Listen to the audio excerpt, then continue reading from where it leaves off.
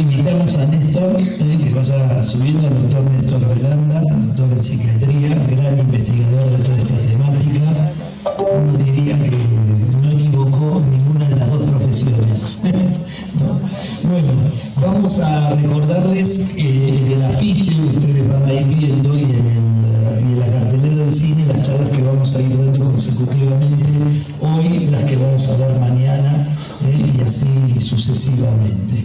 Bueno, vamos a tener ahora, esta charla surgió justamente porque estábamos tomando un café en el mes de agosto del año pasado aquí en Capilla del Monte con Néstor, y apareció la inquietud de una teoría que tiene Néstor en estos momentos y que tiene que ver con si las luces que vemos en el cielo podrían llegar a ser, sí o no, inteligencias extrahumanas, ¿no? Así que bueno, los invito, ya los dejo directamente, te doy el inalámbrico y quedás ahí con Jessy, ¿sí? Bueno, muchas gracias. Gracias a todos ustedes por estar, gracias Fernando por la información. No sé si voy a poder arrancar porque ya con la afirmación que pasó Rubén me deprimí, me mostró a mí en la década del 80 y bueno, eso es más evidente los años que uno tiene ahora, ¿no? Eso para comentar un poquito la información en un programa de televisión que teníamos en la década de los 80 en Rosario, se llamaba Universo Vivo. Hablábamos sobre diversos temas, uno de ellos fue el tema OVNI, ese programa dura 1 hora, que es justamente investigaciones OVNIs oficiales, y bueno, allí fue la entrevista al teniente y al capitán Daniel Mesa. Seguramente la charla de hoy va a tener 2 instancias. Por un lado, es muy probable que se hagan con más preguntas que respuestas. Por otro, que van a surgir sobre el tema de los ovnis, surgen a partir de una antropomorfización de justamente las teorías. Tiene que ser algo que se nos parezca, tiene que ser algo que siga los caminos de una posible evolución. De hecho, esa antropomorfización hace que la mayoría de los seres que se ven dentro de la tipología OVNI son humanoides, lo cual el hecho de que sean humanoides ya plantea algo que es más que llamativo, porque implicaría que debería haberse seguido los mismos caminos evolutivos en otro rincón del cosmos. Y esto quiere decir no que no haya vida en otros lados, pero vaya casualidad que la vida debería haber seguido exactamente las mismas pautas. Y eso tiene que ver porque nosotros nos consideramos muchas veces que somos la única especie inteligente de la Tierra, y por lo tanto también somos la única especie capaz de poder llegar a tener un contacto, llegado el caso, con otra inteligencia no humana, porque somos los más superiores dentro de la especie humana. Y primero surgió el tema de que las ballenas podían tener una inteligencia bastante importante, similar a la humana. Después surgieron los delfines, y hoy día la especie que está a la vanguardia por la inteligencia, y los científicos suponen que es la especie que podría llegar a tener el dominio del planeta si nosotros desaparecemos, son los pulpos. Esos que nosotros comemos parte de ellos con las famosas rabas, ¿no? Bueno, los pulpos son un animal extremadamente inteligente, y eso va quitando esta idea de que somos los únicos seres capaces de poder llegar a tener una inteligencia tal que haga que sea otra especie pueda llegar a tener contacto con nosotros. La próxima.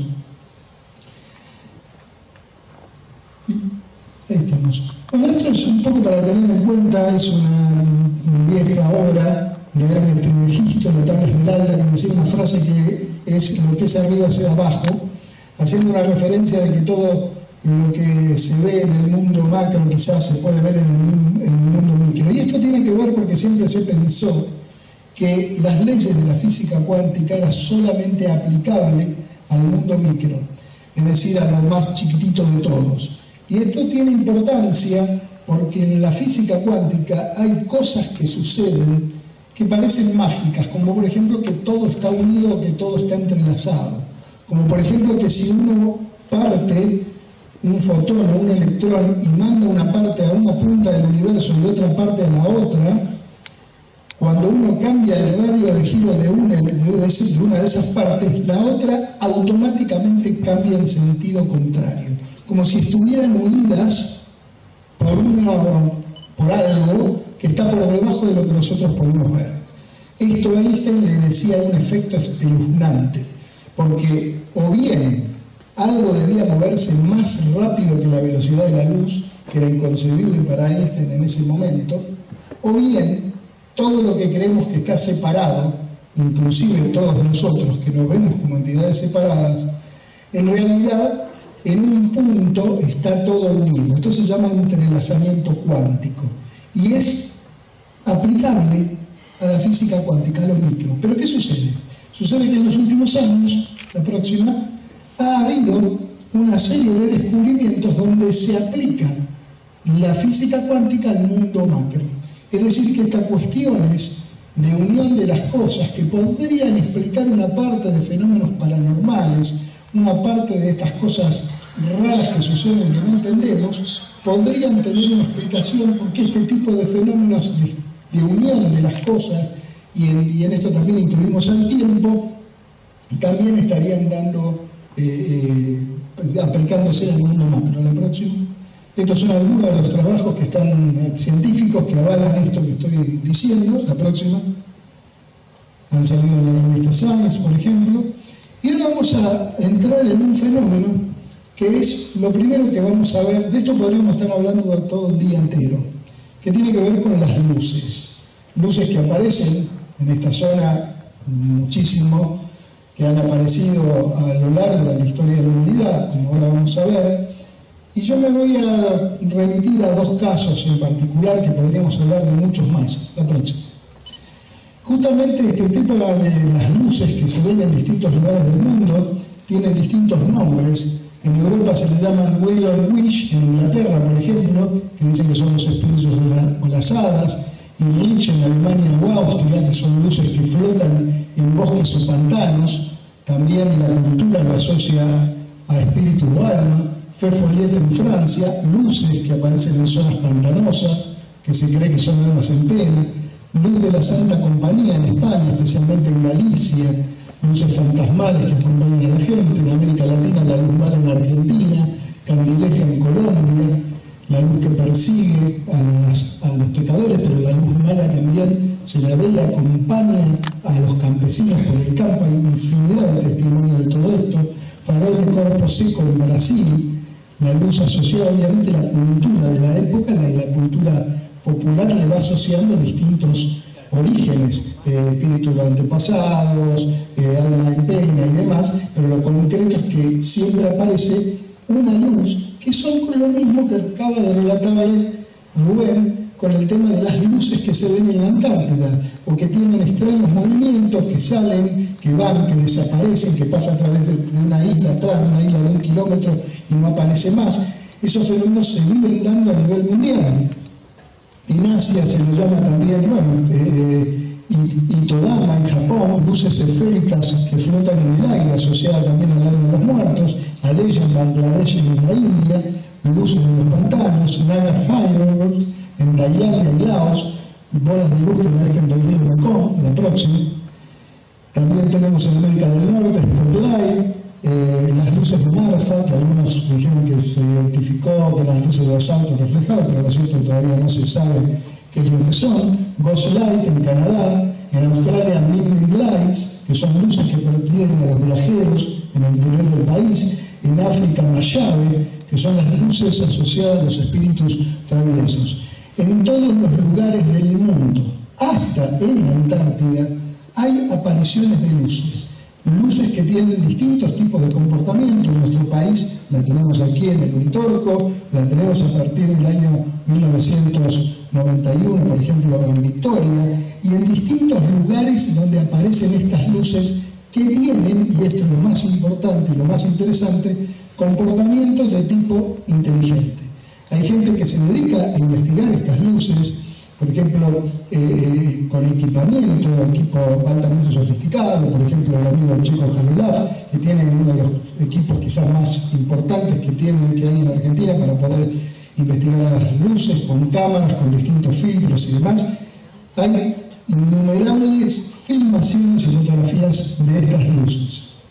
Las características que tienen estas luces y lo que nos lleva a pensar que son más que un simple reflejo, que tienen que ver con otra cosa, es que tienen comportamiento que los testigos dicen que tienen comportamiento y que se mueven de una manera inteligente.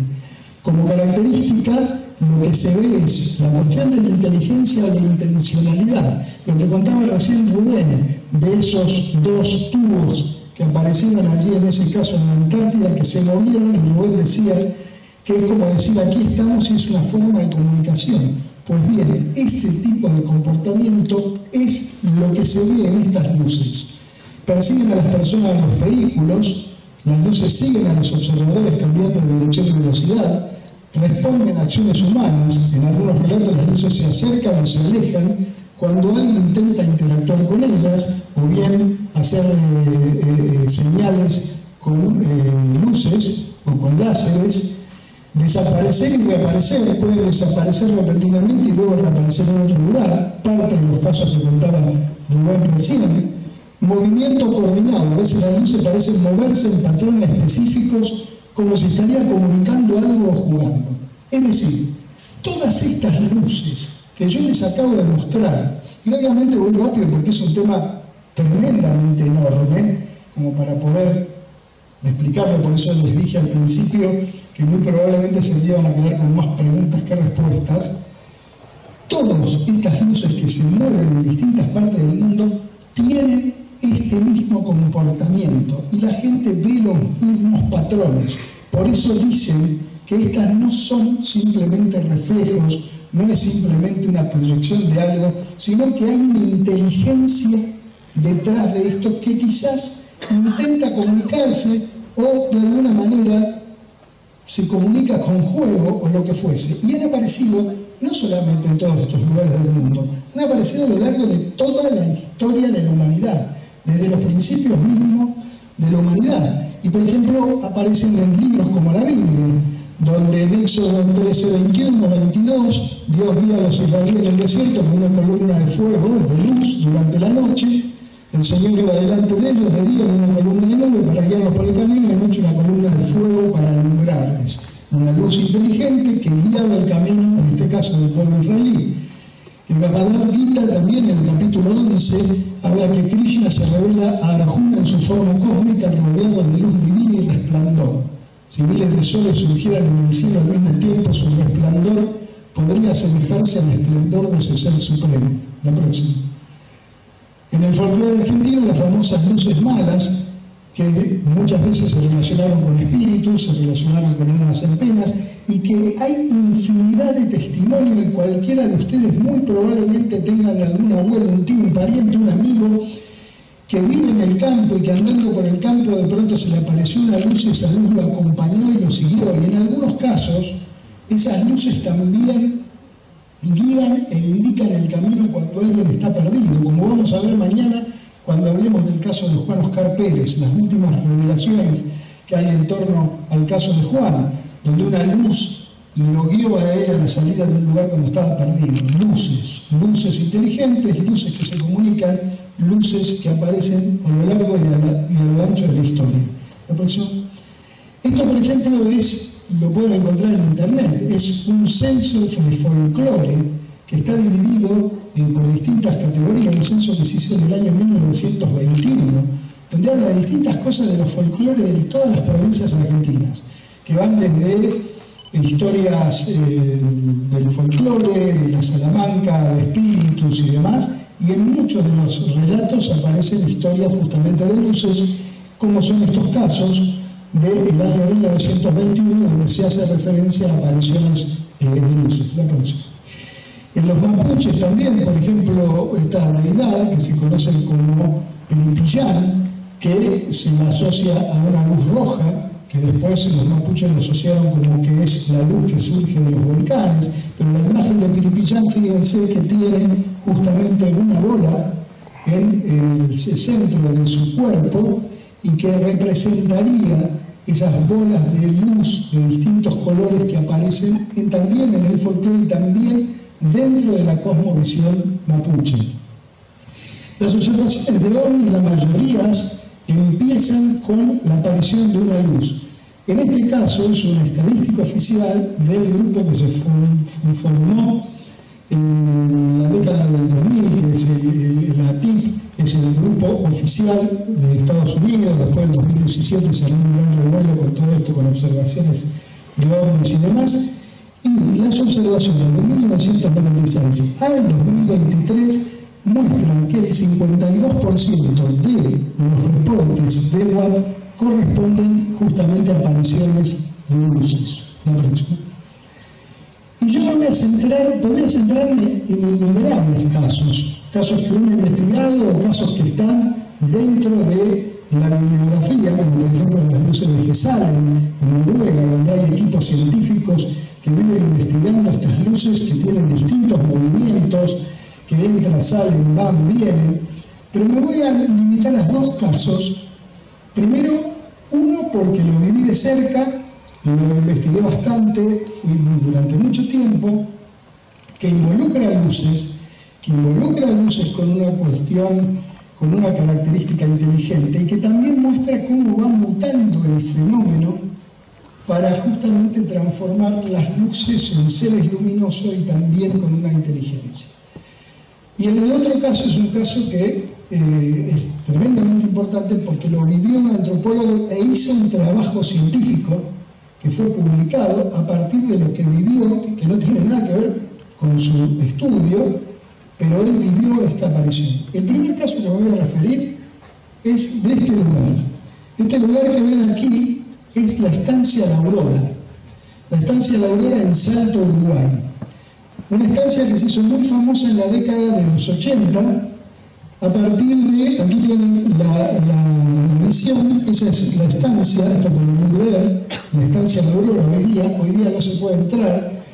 En aquella época, cuando vivía el dueño de la estancia, Ángel María Tona, y su esposa Elena, permitía que todos aquellos que nos interesaba el tema de los ovnis pudiéramos entrar y ver y caminar y acampar, como ahora vamos a ver en los lugares de la estancia.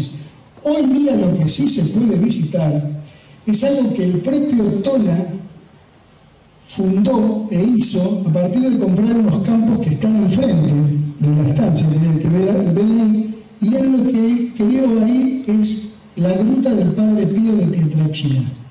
Porque la historia del santo Padre Pío de Pietrelcina, quien tenía los estigmas en las manos, justamente dice que se aparecía en Salto. Hoy día es un lugar de peregrinaje, pero esta gruta la hizo Tona, porque también el Padre Pío se aparecía, según Tona, en la estancia La Aurora. Esta es La Aurora hoy día, la próxima, y esta es la estancia de Aurora con la tranquera abierta cuando íbamos allí a partir de la década de los 80, íbamos casi entre 4 y 5 veces por año. Eso hizo que estableciéramos una cierta amistad con el dueño de la estancia. La tranquera está abierta porque justamente la foto anterior la mostraba cerrada porque ahí no se puede entrar. Ese era el camino que nosotros recorríamos. La próxima, hoy está así, cerrada la tranquera. La próxima. Y este es Ángel María Tona, el dueño de la estancia. La próxima.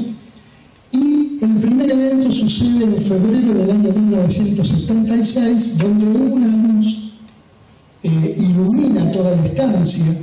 Lo llaman los peones de la estancia a Tona para que vaya a ver esa luz. Esa luz es una luz muy fuerte, a punto tal que se tiene que cubrir. Tona le quema el brazo, mata a un toro campeón que habían comprado en esa época la luz. Algunos dicen que fue una sentencia y otros dicen que fue el inicio de las manifestaciones que empezaron a suceder en La Aurora.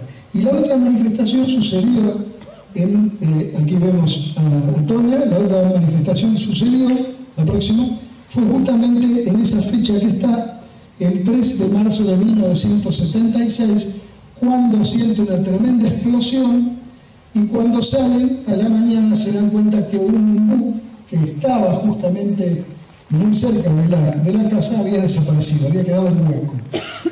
Allí se tejieron una innumerable cantidad de leyendas, que fue la NASA, que había un pozo de no sé cuántos metros abajo, que se escuchaban sonidos que se habían grabado. Muchos de esos temas no son ciertos, son mitos. Yo no voy a entrar en el detalle de todo lo que rodeó a la estancia La Aurora, donde también se habían fenómenos de curación, porque quiero detenerme justamente en el tema de las luces y de algo que pude vivir porque estuve ahí cerca, y estas luces que tenían comportamientos inteligentes, pero en la estancia La Aurora también tenían un nombre.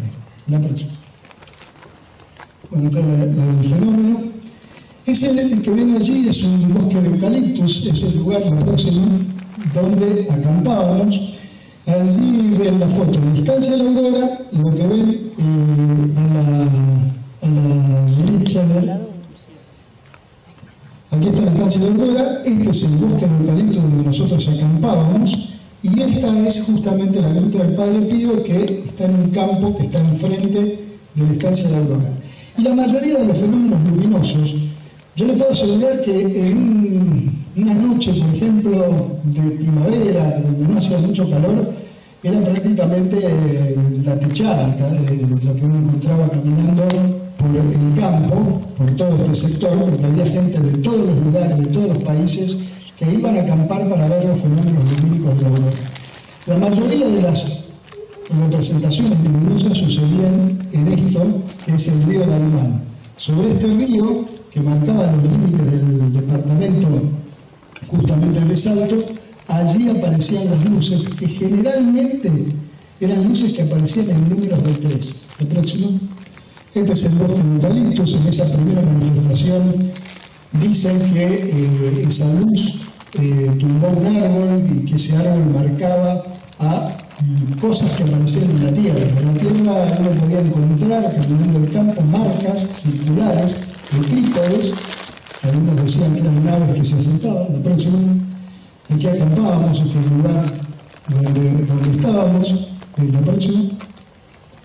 Esta es parte del río Daimán y un arroyo, que es el arroyo de los Chanchos, la próxima. Y estas eran las 3 luces, obviamente es una imagen hecha por inteligencia artificial, que aparecían siempre en la aurora y que tenían, no solamente aparecían, sino que también mucha gente iba a la aurora para pedir justamente cuestiones de curación. Y estas luces, además de tener comportamiento inteligente, porque las hemos visto, porque hemos interactuado, porque hemos recogido infinidad de testimonios de gente que se acercó y que las luces hacían movimientos muy particulares. Según justamente Toto Tone, el dueño de la estancia, tenían el nombre. Y estas 3 luces, la próxima, que aparecían sobre el río Daimán, eran un poco más chicas lo que aparece aquí en la imagen, una se llamaba Maya. Y Maya era un ser extraterrestre, concretamente una mujer extraterrestre. La otra luz se llamaba Nicolás. Y Nicolás era un payaso que había venido con una compañía, con un carromato, a principios, fines del siglo XIX, principios del XX, había muerto allí en la zona. Se mezclaba mucho el tema este, al igual que veíamos antes, la cuestión de la muerte de las almas en pena. Nicolás era otra de las luces que estaba allí. Nicolás era el más activo y era la luz que más generalmente hacía una comunicación de entrar y salir, ir y venir. Es como que hacía más chiste, por decirlo de alguna manera. Y la otra luz era Salvador. Y esto es muy interesante por lo que sucede con Salvador. El próximo. Esta es la parte del arroyo de los Chanchos, que también es la propiedad. El próximo. Aquí ven la huella de los trípodes, que uno podía encontrarlo en el campo, decenas a veces de estos trípodes. La próxima, aquí ven una foto más cerca. Y también encontraba figuras con un neto corte cristiano, donde se veía una cruz con un pez y un corazón en los extremos, donde está el pez y donde está el corazón, y que se supone que había gente que decía eso. Inclusive uno iba de un viaje a otro, había una comisión de mantenimiento porque limpiaba el pasto que profecía y demás. O sea, hay un montón de fenómenos para hablar una charla entera, pero yo quiero remitirme nada más al tema de las luces. Y yo les hablaba de otra de las luces. Esto, por ejemplo, que está aquí, cuando uno establecía una cierta grado de amistad con Tona, o cuando él quería, le daba como regalo unas piedras especiales, que según él mismo decía, estaban cargadas. Estas son las dos piedras que me pudo regalar a mí, que las tengo todavía al día de hoy, en dos viajes distintos, justamente era también otras características que tenían. Y un día, justamente, bueno, esto es lo del Padre Pío, que es hoy día, el próximo, que es el camino a la próxima, a la gruta del Padre Pío, la próxima. Aquí vemos la estatua, que también hay toda una historia con cómo se formó esta estatua del Padre Pío, que está allí, y va la gente a orar y a pedir, y se realizan milagros y apariciones de luces, que ahora vamos a ver, el próximo. Aquí en la gruta está el cartel donde dice que justamente el gestor de la obra fue don Ángel Salvador. Y me digo, ¿qué tonto? ¿Cómo encontraste quién era Salvador? Sí, sé quién es Salvador, porque hasta ese momento él sabía el nombre de la luz. ¿Por qué? Porque se lo dictaron, porque no sabía lo que fuese, pero no sabía quién era. Y me despliega unos periódicos, que había sacado fotocopias de esos periódicos, los próximos. Estos son dos, había un tercero donde se mostraba que se estaba buscando a Salvador. Salvador era ni más ni menos una persona muy influyente de la época, un médico, murió el 19 de enero de 1956, cuando se dio vuelta la barca en el mar, con el que pescaba con sus amigos. Era un médico muy vinculado también a la Iglesia Católica, lo mismo que Tona, y Salvador fallece. Lo que Tona me muestra son estos periódicos, y esta es la persona, Salvador García Pintos. Salvador García Pintos era una de las luces que se aparecía en la aurora. Obviamente, esto tiene que ver, así como decíamos, las luces malas, que eran hadas, que eran seres y demás, dentro de la mitología de la aurora, estas luces tenían nombre, uno de ellos era este señor, Salvador García Pintos. Pero ¿qué es lo interesante de todo esto? Que hoy la estancia de la aurora está cerrada. Lo único que queda es la gruta del Padre Pío, la próxima. Pero Salvador se sigue apareciendo, pero ya no como luz, sino como un ser luminoso. Y aquí tienen uno de los casos recopilados por los nietos, donde una mujer se curó, según dicen, de cáncer, y la gente ve la aparición de esta persona. De hecho, descubren que era él, este ser luminoso que aparece, porque uno lo ve ahí en la aurora, una persona, y después lo descubre en el círculo católico. ¿Qué es lo importante o qué es lo interesante de esto? Que en primer lugar es la primera persona a punto de ser santo uruguayo.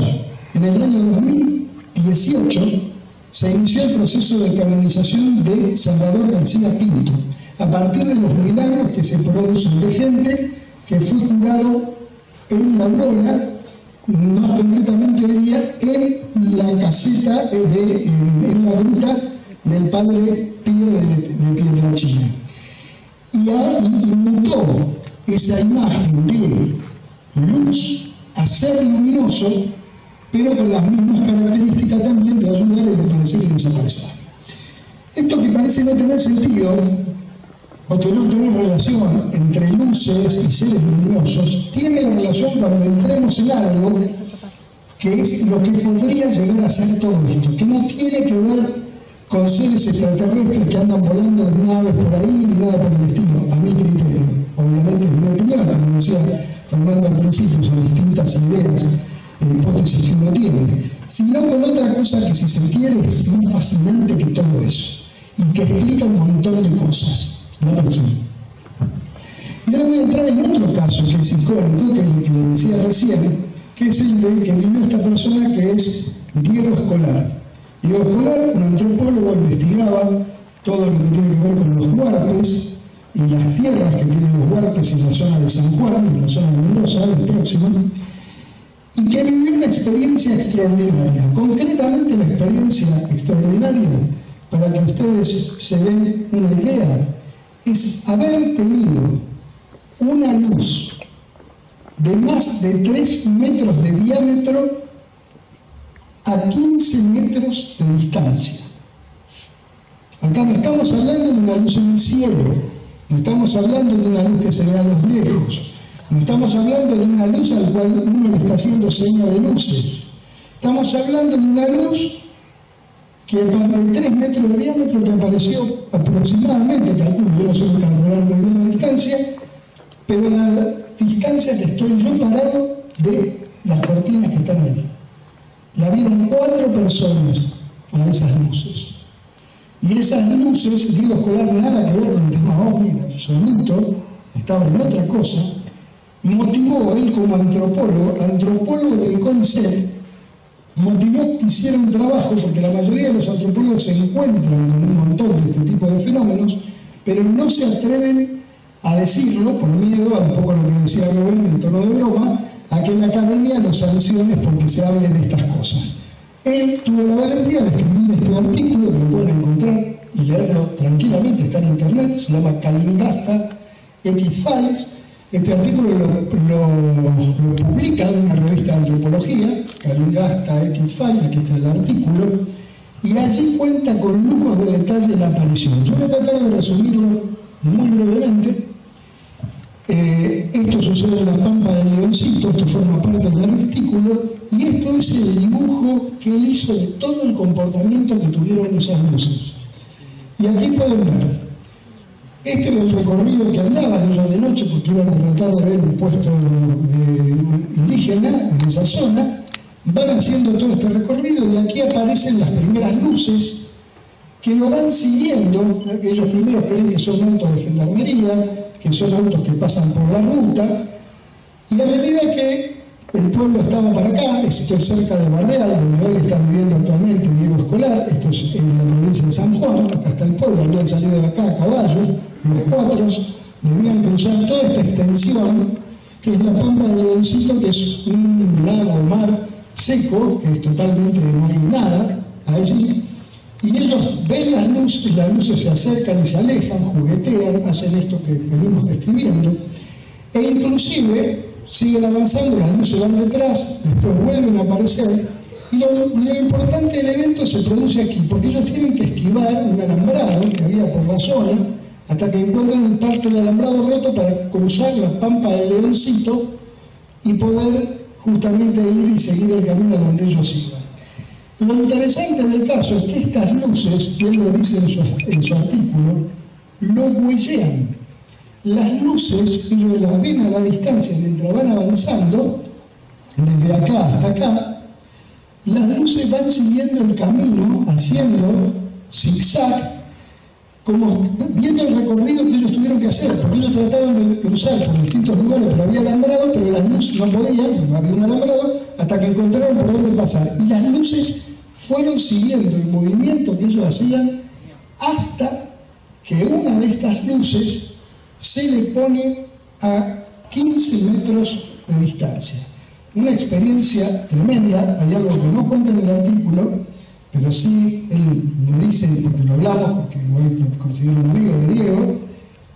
Una de estas luces, él no recuerda qué pasó, porque de hecho atravesaron esta Pampa del Leoncito en menos tiempo que deberían haberlo atravesado, pero lo cierto es que la luz lo atravesó varias veces. O sea, la tenía de frente, se le vino encima y lo atravesó, y obviamente atrás no estaba más. O sea, volvía a aparecer, lo mismo que contaba Rubén con las luces de la Antártida, volvía a aparecer adelante y volvía a ser el mismo, en la misma situación, 4 veces lo hizo justamente estas luces. Y ahora van a escuchar lo que sentía y lo que le pasó en la palabra de Diego Escolar. Le pedí a él un día justamente que me dijera, que me contara, quería escucharlo a su propia voz, qué es lo que había pasado. Me interesa mucho la parte emocional del fenómeno OVNI. De hecho, estoy escribiendo un libro sobre todo esto, porque es mucho más complejo. Yo lo estoy resumiendo, obviamente, todo esto, y voy a resumir lo otro, que va a ser más difícil todavía, pero por eso digo, tenganme paciencia y habilitenme una ventanita en sus mentes para decir, bueno, ¿qué puede pasar con esto? ¿Puede ser o no puede ser? Lo que les voy a contar después. La próxima, esto es para que vean lo que es la Pampa del Leoncito. Esto es la Pampa del Leoncito, allí en San Juan, la próxima. Está el cartel que indica la entrada, fíjense que no hay nada, salvo estos arbustos.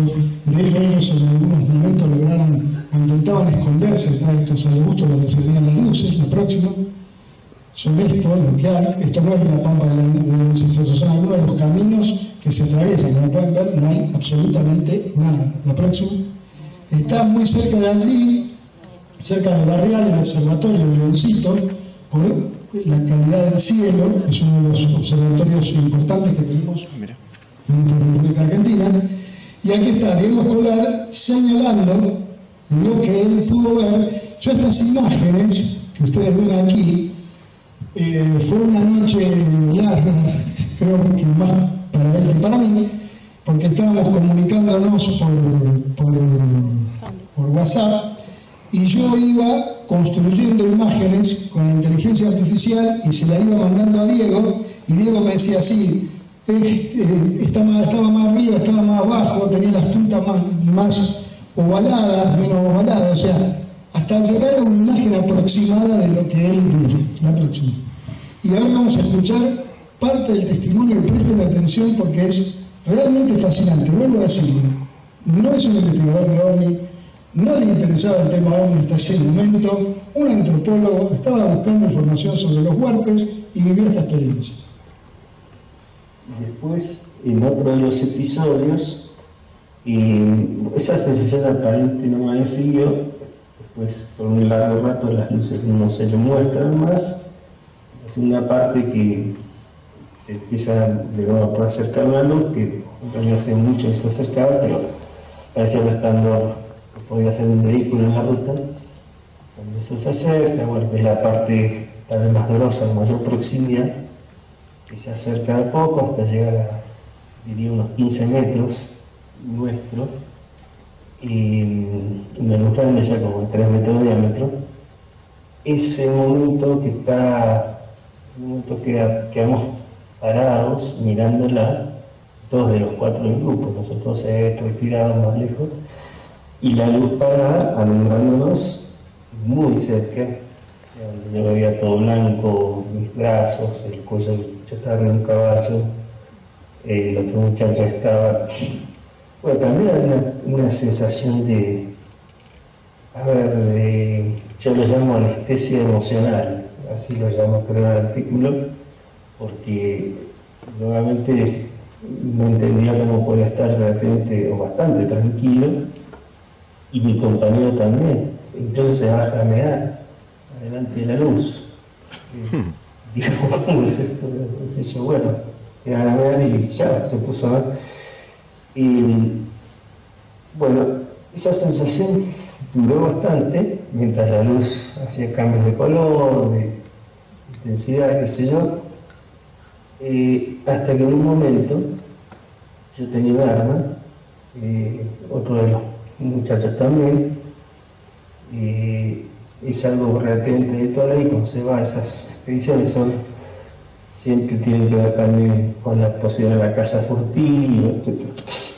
Bueno, yo había tenido un manejo de armas de chico, qué sé yo, entonces tenía una pistola y de golpe decido, bueno, frente a toda la situación de extrañeza y de posible amenaza, que decía racionalmente, bueno, capaz es algo peligroso, qué sé yo, y digo, no debería agarrar y disparar. Entonces preparo el arma, se la saco de la cintura, cargo una bala y empiezo a levantar el brazo como para apuntar, y de repente siento como una sensación absolutamente balsámica, ¿sí?, que me invade, como de, no sé si llamarlo bienestar, pero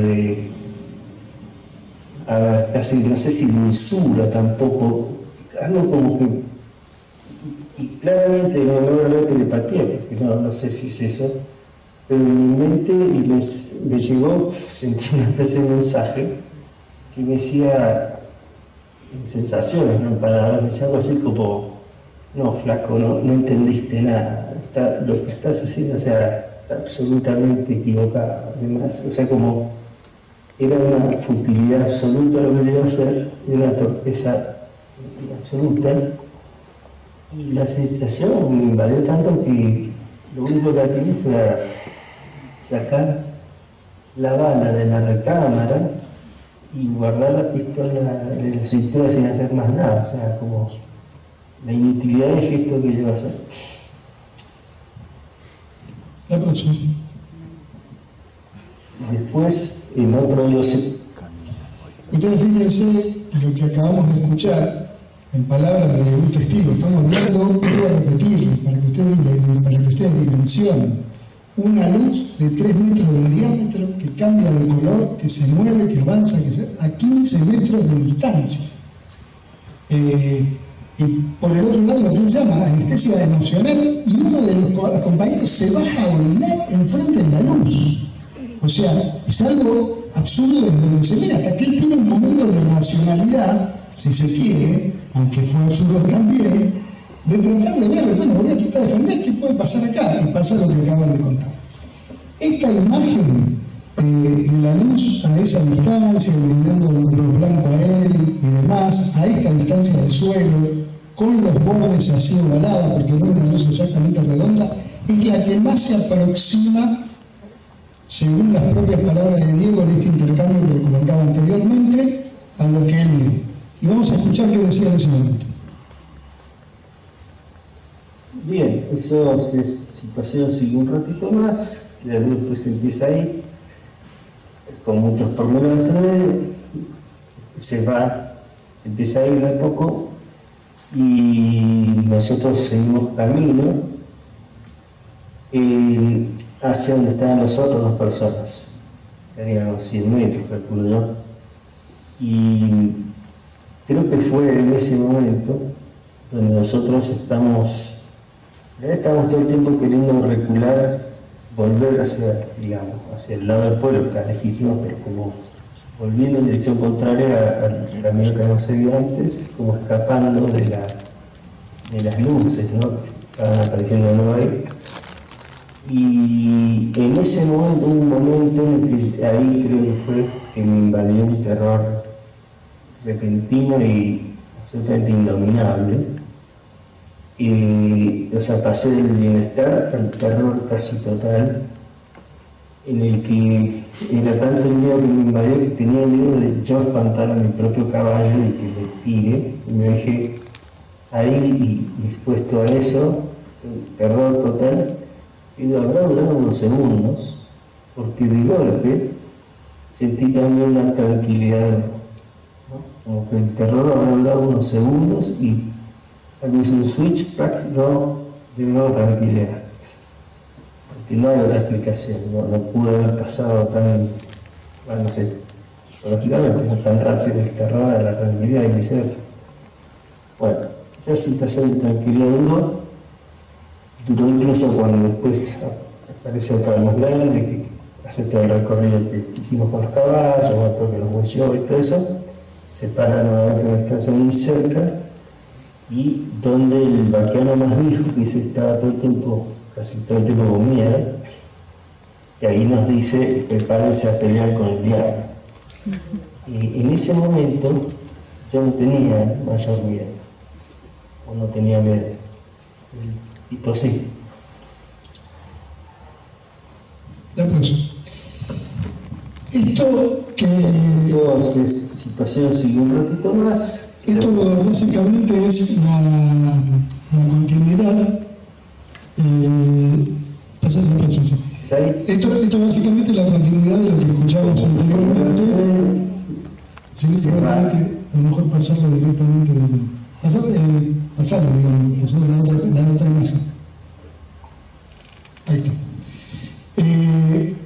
Evidentemente, y esto es lo valioso del testimonio, a mi criterio, y de toda la experiencia de Diego Escolar, esas luces en proximidad y en cercanía actúan sobre la psiquis de la persona. Evidentemente interactúan con nuestro cerebro, con nuestra energía psíquica. Hay zonas del cerebro, hay todo Hay todo un desarrollo que podría hacer sobre el tema, pero no vamos a entrar en eso. Pero evidentemente logran esa interacción y esa comunicación de tranquilidad para poder establecer de alguna manera algún tipo de vínculo. Y ahora vamos a entrar en lo que les pido, un poco de paciencia, que abran sus cabezas para colgarse un poquito de la idea extraterrestre y poder ponerse a pensar algo que a mi criterio es mucho más fascinante y que hoy día cada vez más hay más acumulación de pruebas y están viniendo desde el norte de esas pruebas, fundamentalmente de Estados Unidos, cosas que están saliendo a la luz, de cuál podría ser el origen de estas luces que son inteligentes, que tienen comportamientos inteligentes y que en algún momento, además de interactuar como luz, terminan creando una experiencia ovni hecha y derecha, digamos, con una nave, con una serie de cuestiones y demás, que hay explicación para todo esto. Y a lo que me voy a referir es a esto que es el plasma, la próxima. Vamos todavía. Justamente uno de los mayores problemas que tenemos es lo que les decía al principio de la charla, que tiene que ver que nosotros tendemos a antropomorfizar todo tipo de inteligencia. Algo tiene que ser inteligente cuando sigue patrones como los que nosotros tenemos y la pauta la medimos a partir de nosotros. Y la gran pregunta es lo que está en amarillo. Pero ¿qué pasa si la naturaleza y el sistema que la define es inteligente a una manera no humana? ¿Qué es una inteligencia no humana? ¿Cómo funciona una inteligencia no humana si nosotros siempre todo lo pretendemos ver con nuestros parámetros? Y de eso se trata cuando hablamos de plasma. El 99%, esto es ciencia, no es teoría, esto es ciencia. El 99% del universo es plasma. El plasma es el cuarto estado de la materia. Líquido, sólido, gaseoso y plasma, que es un gas, digamos, cargado eléctricamente o cargado energéticamente. Y hay una forma muy particular que se dio en las luces que se llaman plasmoide, que ahora les voy a explicar. La materia, como nosotros la conocemos, la materia orgánica es la excepción a la regla. El 99% del universo es plasma, el 1% es materia como nosotros la conocemos. Eso es ciencia, no es, y hay físicos que estudian el plasma, es la física del plasma, no por eso. Y esta imagen tiene que ver con algo que cuando lo descubrí, realmente son esas cosas que uno dice, ¿qué pasa acá? El Génesis, capítulo 1 del Génesis, de la Biblia, ¿no? En el principio creó Dios los cielos y la tierra estaba desordenada y vacía y las tinieblas estaban sobre la faz del abismo. Y el Espíritu de Dios se movía sobre la faz de las aguas. Y dijo Dios, haya luz, y hubo luz. Y vio Dios que la luz era buena, y separó Dios la luz de las tinieblas, y llamó Dios luz al día, y a las tinieblas las llamó noche, y fue la tarde y la mañana el día primero. El Espíritu de Dios en el principio, antes de que se creara algo de lo que nosotros hoy entendemos como universo, se movía sobre la faz de las aguas. Génesis de la Biblia, independientemente si la Biblia babilónica, sumeria, egipcia o lo fuese, es lo que aparece en el libro de la Biblia. Mayo del 2021. Trabajo científico es el que ven aquí al lado, publicado en una revista científica. Investigadores de la Universidad de Copenhague han descubierto que la primera materia del universo, tras el Big Bang, el plasma de quark-gluones era en realidad un fluido parecido al agua. Lo primero que apareció después del Big Bang, en el minuto 0 o 0,1 de la creación, era plasma fluido parecido al agua, igual a la que nos dice la Biblia que el Espíritu de Dios se movía sobre las aguas. ¿Y qué es el plasma? El plasma lo tenemos en todos lados. Lo tenemos en esto que vemos, en las lámparas fluorescentes. El sol es plasma. El sol es plasma. Y cuando emite las llamaradas, son llamaradas de plasma. La luz de una vela es plasma. El campo eléctrico se genera en el plasma, los pulsos rayos X, los neutrones, es un gas ionizado, pulsos rayos X, los carteles de neón, la electricidad. Estamos rodeados permanentemente de plasma. Y hubo algunos investigadores que en un principio también empezaron a sospechar que el tema de los ovnis era más complejo que pensar que vienen naves de otro planeta con seres extraterrestres que se bajan, nos dan la mano y nos explican cosas, sino que obedecía a otras cosas porque se movía con otras reglas.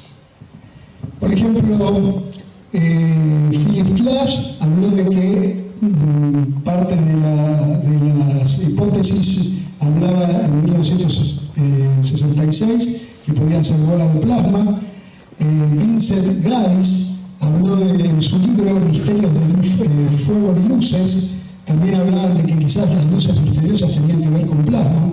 En 1968 John Keel y el francés Ferdinand Daguerre también señalaron que la forma independiente de los avistamientos de ovnis tiene de estar representadas en áreas donde hay fallas geológicas, que es donde aparece el plasma, en las montañas, concretamente por el tema del cuarzo y la carga eléctrica que tienen, y allí aparece el plasma. Charles Fort señaló que había una fuerte correlación entre las bolas de luz y los terremotos, cuando se producen también fallas geológicas, la próxima. Lagarde escribió un libro sobre esto. Jacques Vallée descubrió una correlación significativa entre el avistamiento ovni y los altos niveles de actividad solar, la actividad de plasma. Esto fue confirmado más tarde por el investigador Folco Fouchou en 1980. Hubo un estudio también de Vallée donde vuelve a relacionar eventos ovnis que empiezan con la luz a partir de emisiones de plasma, concretamente. Pero como decíamos antes, no es un plasma común, no es simplemente una lucecita, es un plasma inteligente. Y la pregunta es, ¿podemos estar hablando de que el plasma tenga conciencia, que el plasma tenga una inteligencia no humana, que escape a lo que nosotros concebimos como la idea de inteligente? Y que esa inteligencia no humana trate de alguna manera de comunicarse de todas las formas posibles con nosotros, que no entendemos un pito, para tratar de poder entender qué hacer con todo esto. ¿Es posible que el plasma sea inteligente? ¿De qué estamos hablando? Sí, es posible que el plasma sea inteligente.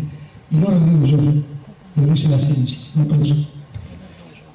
Entonces lo que le ocurrió a un grupo de científicos que vieron una bola de una burbuja de luz del tamaño de una pelota de baloncesto que entró en la casa de color amarillo con una especie de gusano adentro, y esto que ven acá adentro tiene su explicación. Y ustedes ahora cuando le diga esto van a decir, este tipo que nos habló hoy está más loco que una cabra, esto no puede ser, pero esto es lo que quiero transmitirle hoy a ustedes para que piensen la primera frase de Einstein, que estamos simplemente viendo la cola del león, no el león, y la naturaleza tiene mucho más que lo que nosotros creemos. La próxima.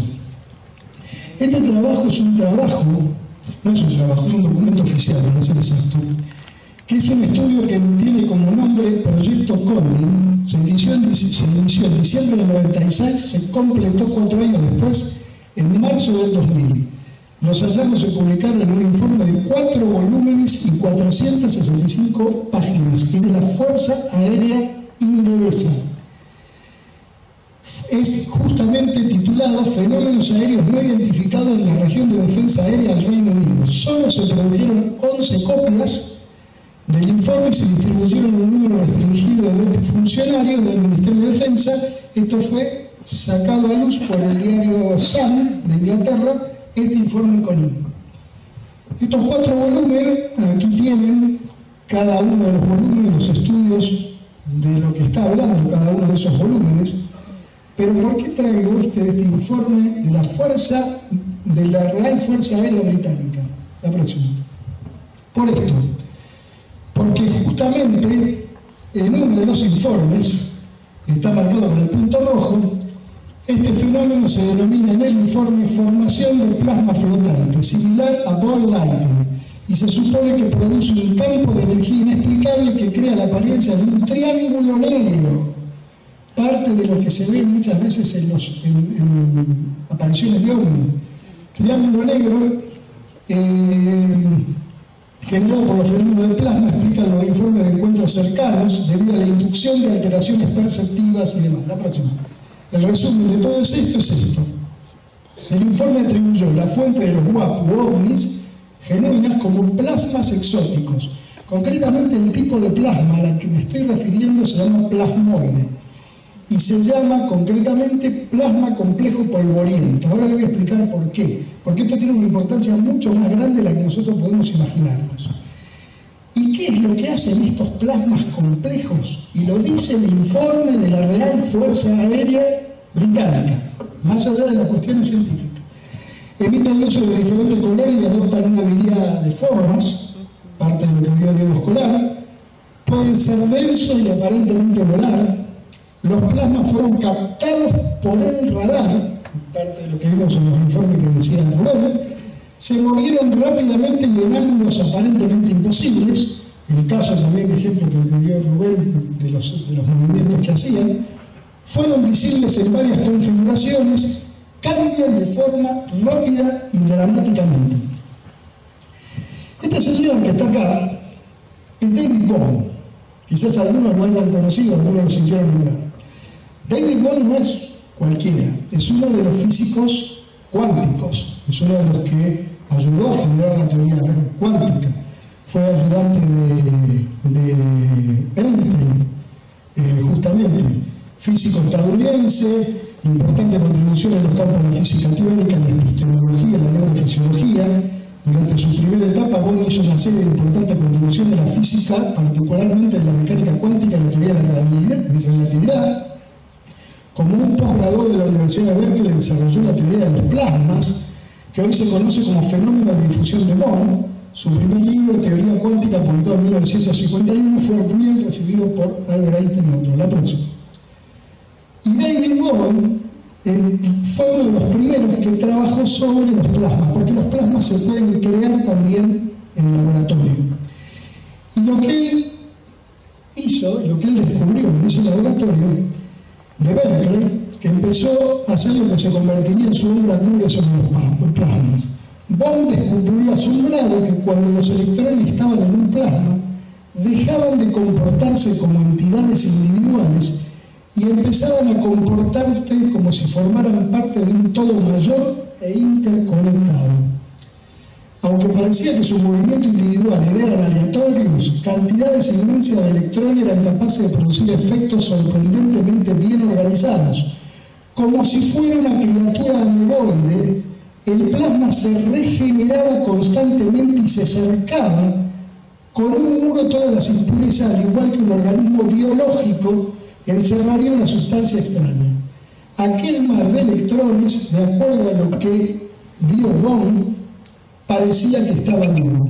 Y de hecho, David Bohm habló de una protointeligencia. Porque la condición que tiene el plasma es la primera condición que surge antes de la conciencia, de la aparición de la conciencia, que es la autoorganización. Y concretamente, para que ustedes entiendan, ahora después vamos a ver la consecuencia de esto, estos plasmas complejos polvorientos son campos de energía que adentro tienen partículas cargadas eléctricamente. Tienen pequeños milimétricos, más nanométricos diría, granitos de polvo que están cargados eléctricamente y que se van generando una estructura y están contenidos en dos campos electromagnéticos, una doble capa de campo electromagnético. Pero lo más interesante de todo, la próxima, es que esos, que ahora después lo vamos a ver, ¿saben qué estructura forman esos granitos de polvo que están dentro de esta estructura de plasma cargados eléctricamente, que se autoorganiza, que se replica, que se divide y que se separa y que crea otro plasmoide, digamos? La doble hélice. los gránulos de polvo, que se llaman cristales de plasma, que están dentro de esa bola de plasma, forman la estructura de la doble hélice. Lo mismo que vieron estos científicos que decían que eran estructuras como gusano. Y ahora entramos en la parte, quieren llamarlo ciencia ficción, quieren llamarlo locura, quieren llamarlo como quieran, pero hay textos que hablan de esto, y arrancamos con un trabajo de ciencia ficción de Fred Hoyle. Fred Hoyle era el científico que creó la teoría de la panspermia, es decir, que la vida llegó del cosmos, como los cometas y demás cayeron a la Tierra y se formó la vida. Fred Hoyle en 1950 y pico, 1957, hizo este libro de ciencia ficción que se llama The Black Cloud, la nube negra. Y concretamente lo que dice es que se acerca a la Tierra una nube inteligente que se va acercando a la Tierra, es un ente vivo, un ente inteligente. La gente tiene miedo que la Tierra se destruya, básicamente, y cuando está a punto de llegar en el momento final, esa nube se va y listo, se salva la Tierra. Pero era una nube densa que se acercaba a la Tierra. La pregunta es, ¿existe esta nube de plasma, quizás llena de estas estructuras que se llaman plasmoides, cerca de la Tierra? Estos plasmoides que se autoorganizan, que se dividen, que tienen una estructura similar a la doble hélice y que quizás tengan conciencia, como dicen algunos científicos, ¿están cerca de nosotros? Y la respuesta es sí. Y están cerca de nosotros en esto que se llaman las nubes de Kordylewski. Las nubes de Kordylewski es esto que ven aquí, y es una estructura que tiene 9 veces el tamaño de la Tierra, que está entre la Tierra y la Luna en lo que se llama punto L5 de Lagrange. Estos puntos son puntos que se utilizan para los vuelos espaciales, porque allí no están afectados, lo que está ahí no está afectado ni por la gravedad de la Luna ni por la gravedad de la Tierra, están estáticos en ese lugar. Pues bien, en ese punto entre la Tierra y la Luna existen las nubes de Kordylewski que están llenas de plasmoides, quizás, como dicen algunos, inteligentes, 9 veces mayor del tamaño de la Tierra. Pero ¿saben qué es lo más sorprendente también de esto? Que el hombre tiene 1 millón de años como máximo mínimo, si ustedes quieren poner. 1 millón de años que empezamos a desarrollar algo parecido a la conciencia para llegar a donde llegamos hoy. Estas nubes están en ese lugar hace 3.000 o 4.000 millones de años. Por lo tanto, si en estas nubes existen plasmoides o plasma inteligente, tiene una inteligencia que nos supera entre 3.000 o 4.000 millones de años. Y ahora les pregunto, ¿cómo corno podemos llegar a entender una inteligencia que tiene 4.000 millones de años más que nosotros? Porque nosotros pretendemos que todo lo que vemos lo tenemos que asociar a nuestra inteligencia. Y esas nubes de Kordylewski, quizás por eso que yo les llamaba antes, que están todos unidos, es como que están todos los plasmas, los que se forman en la Tierra, los que están en el espacio, unidos. Sé que es difícil de entender, hay que buscar, pero la cosa está, la próxima. Y este trabajo es un trabajo científico del año 2007, de 2 rusos. Hoy está repleto de trabajos científicos de física del plasma que dicen que los plasmas tienen la capacidad de autoorganizarse. Y como les dije antes, la autoorganización es la primera característica de los seres vivos y la primera característica para crear conciencia. La próxima. Y en otro trabajo, que lo hace justamente Jacques Lavoisier, publicado en la revista científica, y Robert Temple, en este trabajo hablan concretamente, esta es una imagen imagen hecha por computación, que serían las nubes de Kordylewski, que se planteó en el 1961 y se redescubrió en el 2019. En este trabajo científico, estos científicos plantean el tema que los plasmas tienen conciencia, que los plasmas son inteligentes. La próxima. Y este trabajo apareció hace muy poquito tiempo, donde dice concretamente: vida extraterrestre en la termosfera, plasma, web, pre-life, previda, cuarto estado de la materia. Todos estos son científicos y ahí están las universidades de donde son cada uno. ¿Qué dice este trabajo? La próxima. Este trabajo se basa en todas estas fotografías donde los plasmas se juntan y se separan, que son fotografías tomadas por las estaciones orbitales, las estaciones espaciales. Las estaciones espaciales captaron todos estos movimientos inteligentes y lo que plantean concretamente todos estos científicos es que los plasmas se autoorganizan y son conscientes y son inteligentes. La próxima. Y básicamente lo que concretamente terminan diciendo todos estos científicos, voy a leerlo rápidamente, básicamente lo que voy a decir es lo que está en amarillo, lo importante, ustedes lo pueden leer. Es suficiente tener una concentración suficiente de polvo cargado eléctricamente y el proceso de autoorganización y crecimiento puede desencadenarse. Se concluye que las complejas estructuras de plasmas autoorganizadas exhiben todas las propiedades necesarias que las califican como candidatas a materia inorgánica viva. Y yo le agregaría una inteligencia no humana. Materia viva inorgánica no humana. O sea, materia viva inorgánica. ¿Se dan cuenta de lo que estamos hablando en la próxima? Todo esto lo que prácticamente dicen es que todas las fuerzas electromagnéticas, eso que yo les explicaba antes, que forman como si fuese una célula, básicamente es como si mantiene unida la materia orgánica con la característica de reproducirse exactamente como una célula viva. La próxima. Y esto es lo que sería un plasma complejo polvoriento, una doble capa de material electromagnético y adentro los cristales de plasma formando la estructura de la doble hélice. La próxima. Y aquí tienen las características de un plasmoide y una célula viva. Autoorganización, los dos se autoorganizan. El plasmoide por las interacciones electromagnéticas, la célula biológica por las reacciones químicas, delimitación y frontera por campo electromagnético, la membrana orgánica, la célula tiene una membrana plasmática, absorbe energía del medio y emite radiación al plasmoide, intercambia nutrientes con el medio de la célula, dinámica interna, exhibe flujo constante y estructuras dinámicas, mantiene homeostasis en procesos bioquímicos, puede fragmentarse y reorganizarse, el plasmoide, lo mismo que la célula, que se divide mediante mitosis y meiosis, reacciona a campo eléctrico y magnético y responde a estímulos químicos y físicos. Prácticamente una es materia viva orgánica, la otra es materia viva inorgánica. La próxima.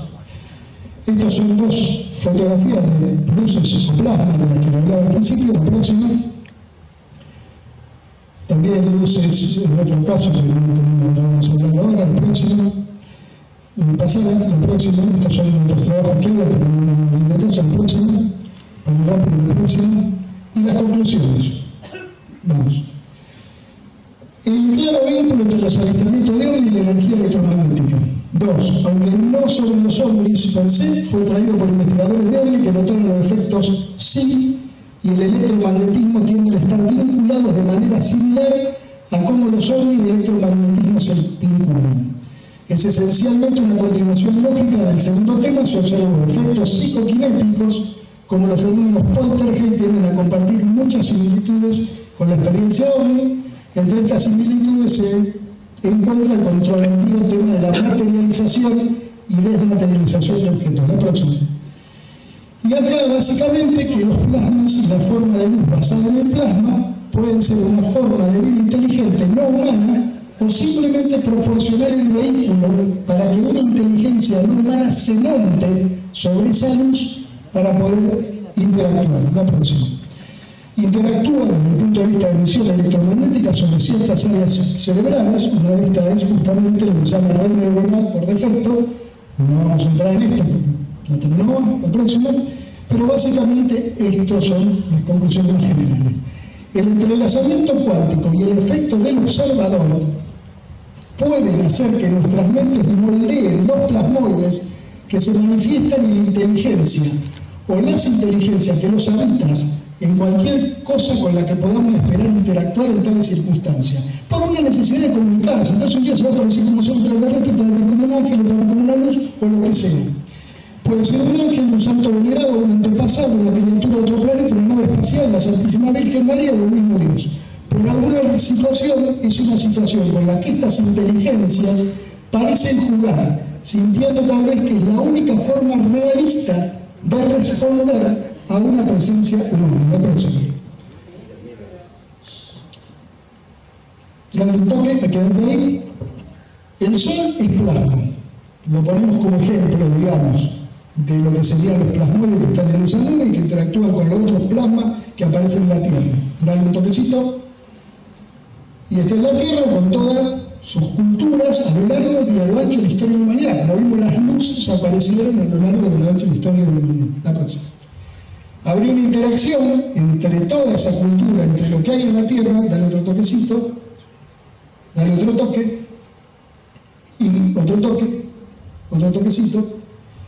Y justamente en esa interacción de ese plasma que toma elementos de la cultura y toma elementos del inconsciente que están guardados en cada uno de nosotros, al igual que la proyección de una máquina, de una filmadora, proyecta con todos esos elementos la experiencia ovni que todos nosotros vemos. A partir de, justamente, de un poco más, de esto que muchos investigadores le llamaron DAT, supermente, superespectro o agente externo. Todo el mundo habla de esto y no necesariamente de una cuestión extraterrestre. Los lugares donde aparecen estas inteligencias se llaman sitios ventanas, vórtices, uno de ellos, porque son lugares donde es más factible que se produzcan plasmas y que interactúen con ese otro plasma que está en el mundo. También deberían afectar a la conciencia humana a varios niveles, y lo antiguo lo habrían visto a estos lugares, que también están muy vinculados a todos los lugares sagrados que hay en el mundo, en el viejo mundo y en el nuevo mundo, han sido y son lugares donde hay apariciones de luces. Eso es así. Eso es recorrer la historia, ver la historia y aparece eso. Es decir, que los antiguos sabían que esos lugares estaban cargados de alguna manera energéticamente. Vemos algunas luces de esto que serían, esto es que salen, la próxima. Otra luz que salen. El plasma estaría interactuando entre este mundo y la otra parte de la realidad que le llamamos el metaverso. Eso es. En eso estoy trabajando, pero no vamos a hablar de eso en la próxima. Y esto lo que ven aquí es cómo se mueven las neuronas y las conexiones neuronales permanentemente interactuando. ¿Por qué? Porque eso que están viendo ustedes ahí moviéndose son redes neuronales que interactúan entre ellas para pasar información. Están cargadas de información, son las que nosotros tenemos para poder yo estar hablando y ustedes están escuchando. En este momento se está produciendo en todos los cerebros nuestros esto. Se está produciendo esa información para que nosotros podamos entender, escuchar y demás. Pero yo les dije al principio que el 99% del universo era plasma. Y en ese 99% del universo, el plasma también transmite información de una punta a la otra del universo. Y eso lo hace, la próxima, a partir de esto que se llama la corriente de Birkeland, con forma de tirabuzón. Estas corrientes de plasma tienen años luz de distancia. Viajan de una punta a la otra del universo transmitiendo información. Información que es captada por los plasmas que tiene el Sol o las estrellas. Todas las estrellas son de plasma. El plasma que tienen las nubes de Birkeland. Y si de pronto lo que le estoy diciendo yo tiene algo de realidad, y todos los plasmas están conectados entre sí, y esta inteligencia de más de 3.000 o 4.000 millones de años que está allá arriba, y el Sol también, adorado por los antiguos, quizás no solamente porque daba vida a partir de la luz, sino también porque podían comunicarse con ese Sol, también es plasma una vela.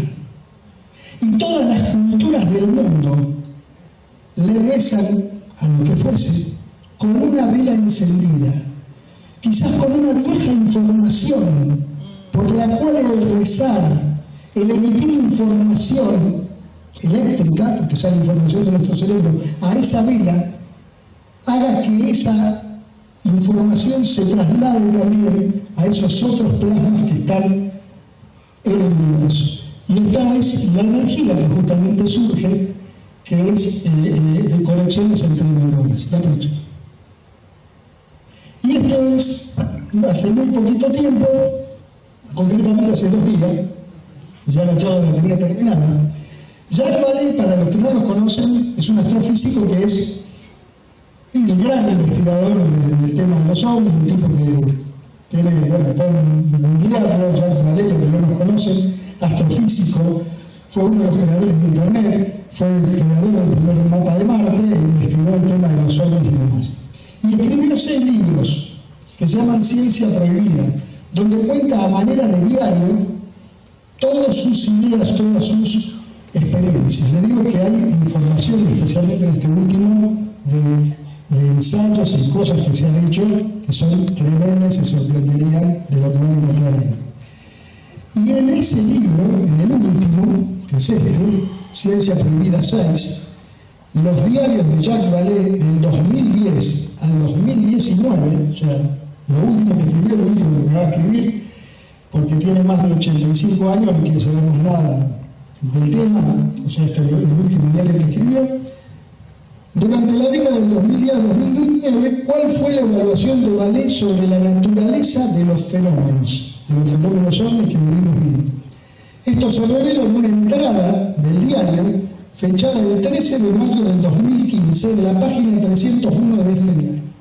¿Y qué dice Jacques Vallée? Dice: ahora creo que el fenómeno representa un sistema consciente global fuera de la humanidad, que comparte el planeta, nos necesita para su funcionamiento y trabaja imitándonos o anticipándonos.